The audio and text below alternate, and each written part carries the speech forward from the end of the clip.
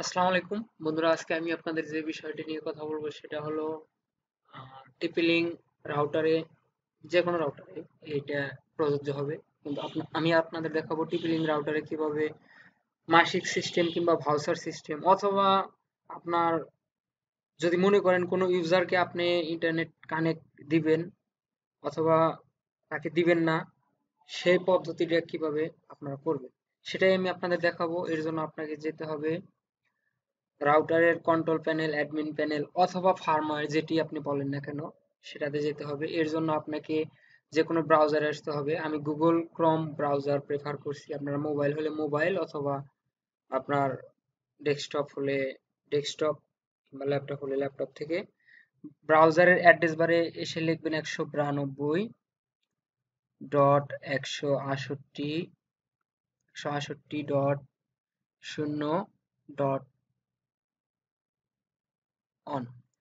192.168.168.0.1 এই address type করবেন ইংলিশে।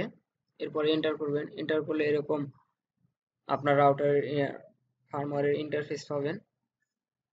রাউটারে কানেক্ট করে নিতে হবে, আপনাদের রাউটারে কানেক্ট করে নেবেন।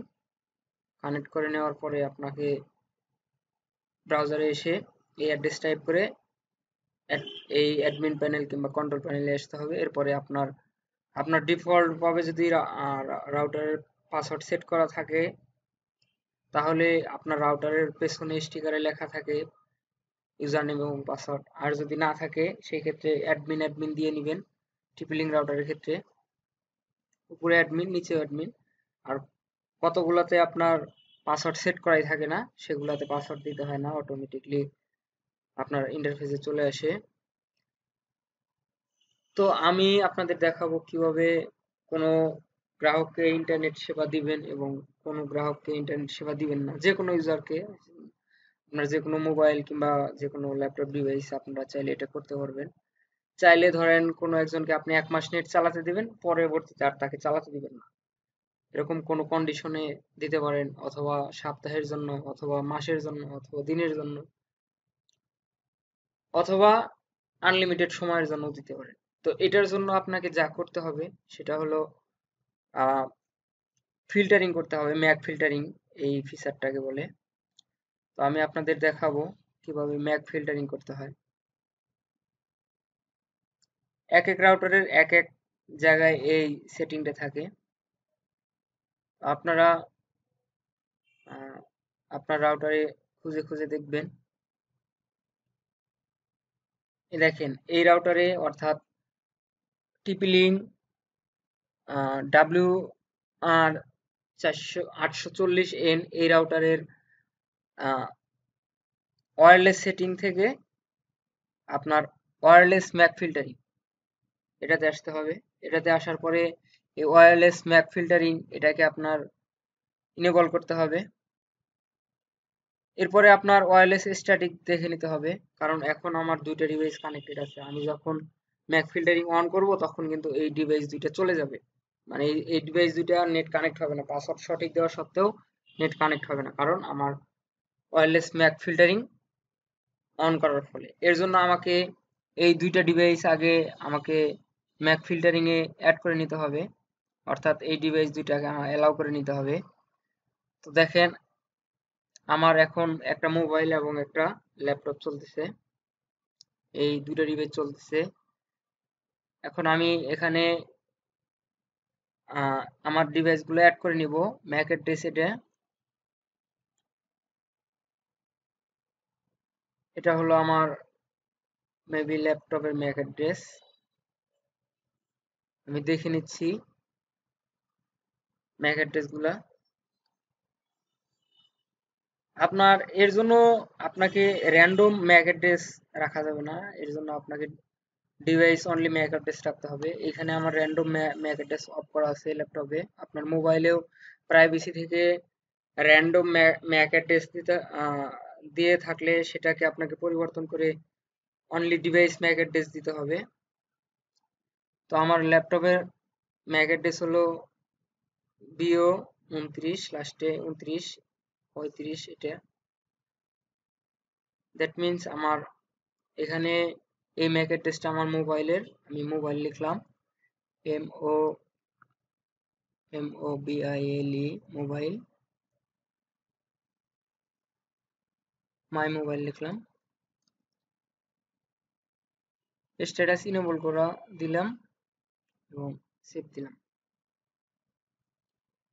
বন্ধুরা এখন আমার আরেকটা ডিভাইস কিন্তু আমার কানেক্টেড আছে, ল্যাপটপ। দেখেন BO29, এটা আমার ল্যাপটপ। এই ডিভাইসটাকে আমাকে অ্যাড করে নিতে হবে।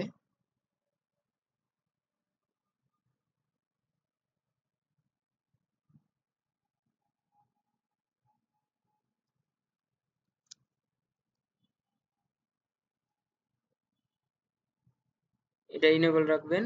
এরপরে দেখেন my computer R my mobile নামে আমি দুইটা ডিভাইস আমার রাউটারে কানেক্ট আছে। এখন আমি যদি ধরেন এই ওয়্যারলেস ম্যাক ফিল্টারিং এটা অন করে দেই এবং বাকি যে ডিভাইসগুলো আমার রাউটার ইউজ করছে, ওনারা যে পাসওয়ার্ড দিয়ে ইউজ করছে সেই পাসওয়ার্ড দিয়ে সঠিক থাকা সত্ত্বেও সেই ডিভাইসগুলো আর কানেক্ট হবে না। কেন হবে না? কারণ আমি ম্যাক ফিল্টারিং অন করে দিছি। এই ম্যাক অ্যাড্রেস ব্যতীত অন্য কোনো ডিভাইস আমার এই রাউটার অ্যালাউ করবে না। পাসওয়ার্ড সঠিক থাকা সত্ত্বেও সেই ডিভাইসগুলো কানেক্ট হবে না। তো এখন আমি এটা অন করে দিলাম এবং আমি অন করে দেওয়ার পরে দেখেন আমার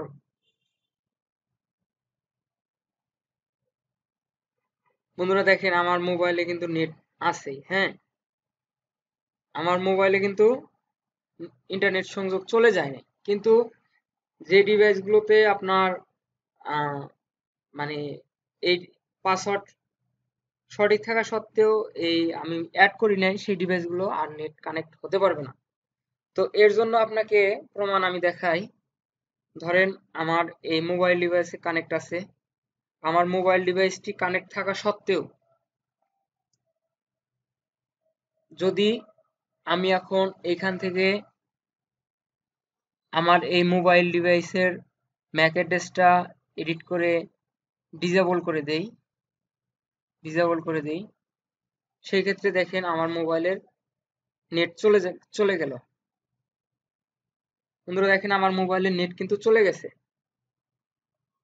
তো এখন আমার পাসওয়ার্ড সঠিক থাকা সত্ত্বেও কিন্তু নেট চলে গেছে, কারণ আমি এইখানে এই ম্যাক ফিল্টারিং এখান থেকে ডিসেবল করে দিছি,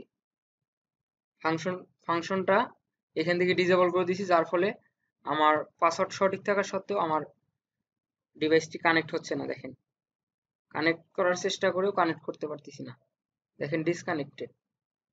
আমি যদি এইখান থেকে আবার ইনেবল করে দেই, সেই ক্ষেত্রে দেখবেন যে আমার নেট আবারও কানেক্ট হবে। এই বন্ধুরা দেখেন আমার নেট কিন্তু কানেক্ট হয়ে গেছে। তো আপনারা চাইলে কোনো নির্দিষ্ট তারিখে, কোনো নির্দিষ্ট মাসে ভিত্তিতে, ধরেন আমি আজকে 30 তারিখে নেট চালু করলাম, এখানে আমার ডেসক্রিপশনে 30 তারিখ লিখে দিলাম, 30/5/2024 লিখে সেভ করলাম। হ্যাঁ, আমি যদি চাই যে 1 মাস পরে আমার এই ডিভাইসটা আমি এইখান থেকে ডিসেবল করে দিব কিংবা রিমুভ করে দিব, তাহলে কিন্তু আর আমার এই মোবাইল ডিভাইসটা এই রাউটারের সাথে কানেক্ট হবে না। পাসওয়ার্ড সঠিক থাকা সত্ত্বেও কিন্তু এই ডিভাইস কানেক্ট হবে না।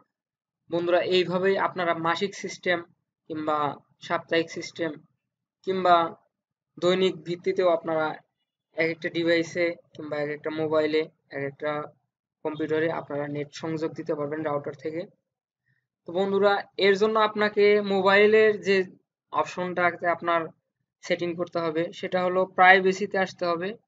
আপনার নেটওয়ার্ক এই সেটিং আইকন থেকে অ্যাডভান্সে এসে আপনারা এই যে প্রাইভেসি থেকে ইউজ ডিভাইস ম্যাক আর র্যান্ডম ম্যাক, এই দুটাকে আপনার অবশ্যই আপনার এই সেটিং করতে হলে ইউজ ডিভাইস ম্যাকটা দিতে হবে এবং রাখতে হবে।